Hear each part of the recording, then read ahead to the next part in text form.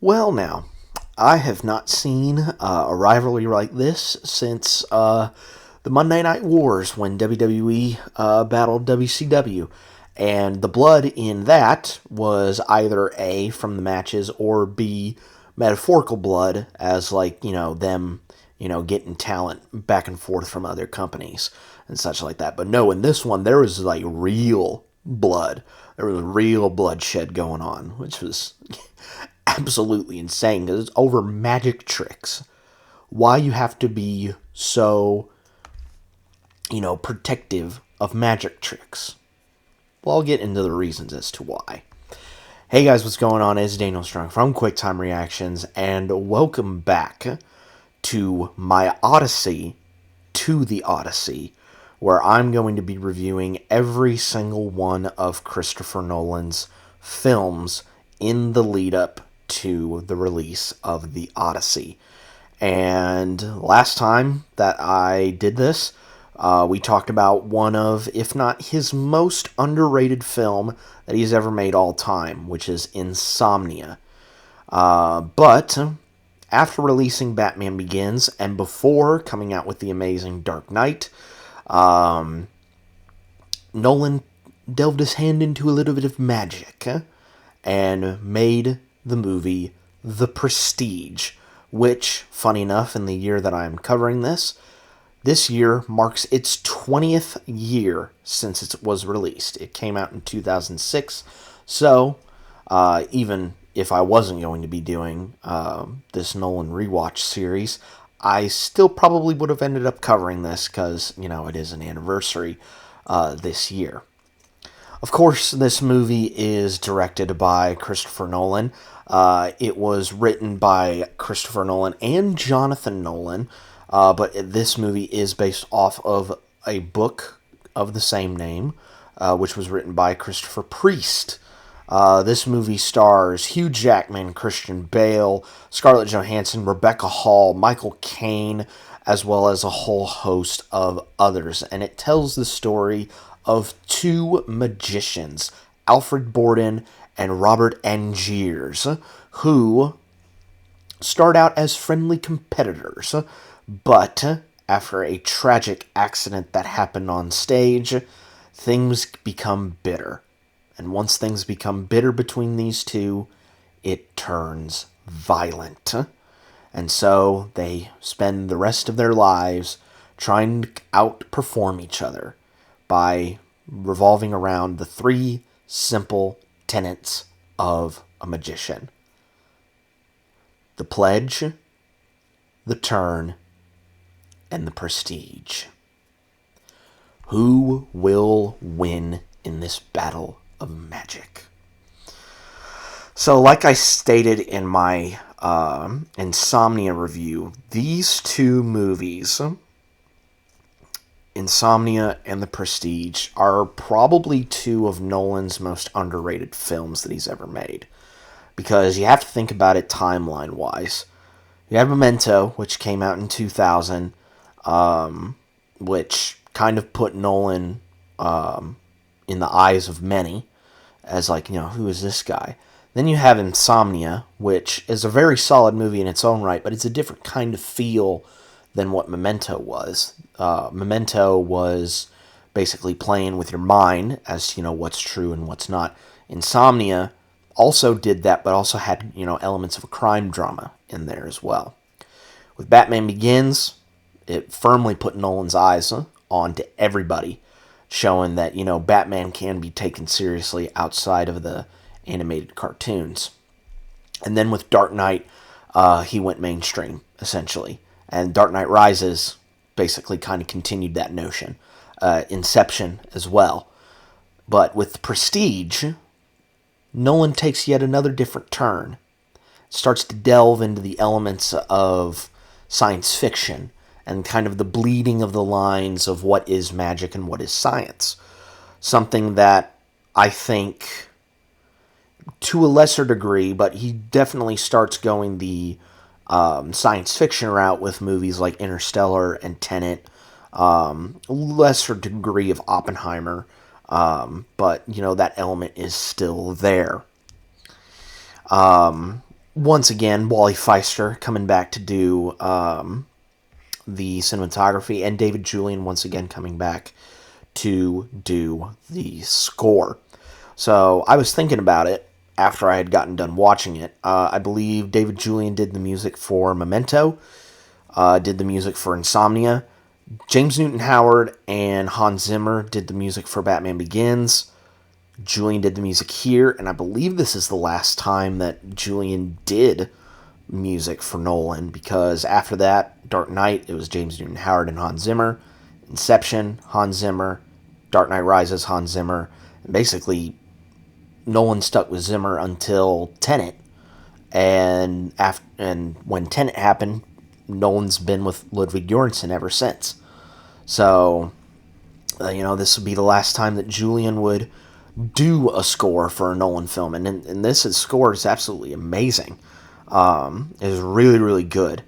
The performances in this are also really good as well. Of course, we know how good Bale and Caine are with Nolan, because, we talked about it for 3 instances with the Dark Knight trilogy. But it's a completely different flavor, acting-wise, for them, where in the Dark Knight trilogy, we got to see a little bit of Bruce's cocky side, and Bale did that extravagantly. But here, Bale can be sometimes, the most caring man in the world, but in other times, he's very cold and callous and, thinks about his work. And Caine, has to basically juggle, these two egos of, Angiers and Borden. They has to juggle them constantly fighting at each other and, asking him for advice on, how I can, better my trick and basically outdo him. Like, he performed that absolutely amazingly. Scarlett Johansson and Rebecca Hall were also really, really good in this movie. Hall especially, because she has to know a very fine line as to, which, and I say this, by giving the game away a little bit, because I am going to be talking about spoilers in this, which Borden she's talking to, because she does say, today is the day that you love me, and you mean it. Or today's not one of those days that you love me, and you mean it. She has to know what that line is. She has to know the tell, essentially. And I think she does an absolutely amazing job with her performance. Talked about Bale and how good he is. Hugh Jackman in this. I've loved him for a really long time. I think maybe the first time I saw him, it wasn't in the X-Men movies. I think it was in Real Steel, if I'm being at all honest with myself. First time seeing him in Real Steel, loved it. And of course, following him and, seeing stuff from what he did in the X-Men movies, like, he is Wolverine, essentially. And he was really good in Deadpool and Wolverine. But here, like, I see that it's Hugh Jackman, but, I fully buy into his character of Angiers as a guy who, he was robbed of, a life that he wanted, and now is just kind of on a revenge mission to essentially be better than Borden and be a better magician than he is. And he performs that absolutely amazingly. There were a couple of surprises in the cast that I was not expecting. Andy Serkis, was not expecting him in this movie at all. And David Bowie in this. Yes, David Bowie as Tesla. He was really good in this. And I bring this up because there has been a little bit of, I don't want to say controversy, but there's been a bit of scorn going on that Travis Scott is going to be in the Odyssey. There was the image that had surfaced around a little bit of him in the movie. And people saying, why is he in this movie? I now bring you this. David Bowie was in a Nolan movie, and he was really good as Tesla. So get off, the angry horse for a second and just see what happens with him, with Travis Scott in the Odyssey. Because I guarantee you, either A, he's going to pop up really quickly and you won't even recognize that it's him, or two, you might actually be impressed with his acting. Because Bowie was, again, really good in this movie. Same could happen with Travis Scott. You never know.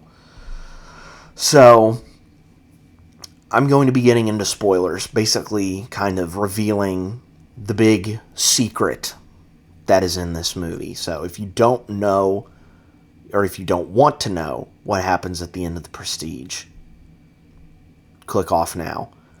But, for those that have seen the movie, here we go. The reason why Borden was able to do the transporting man trick so well is because he had a twin brother. And so, when you realize that fact, his decisions of, flipping back and forth between loving his wife or loving his career, that becomes really interesting to try and, figure out, okay, which is who's who in this scene. And Bale has to know who's who in every single instance he's on camera, because he just has to be on 100% of the time. And so having that knowledge in your head, rewatching it, it's like, all right, who's who in this instance? Playing that little mind game in your head is really, really interesting. But Angiers, he seemingly survived, because they show at the beginning of the movie him falling into the tank, and that's how he died.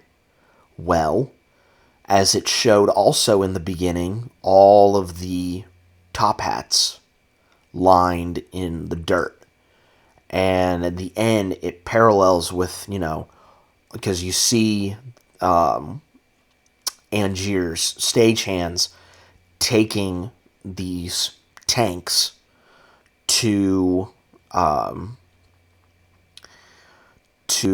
a certain place and basically putting them underground.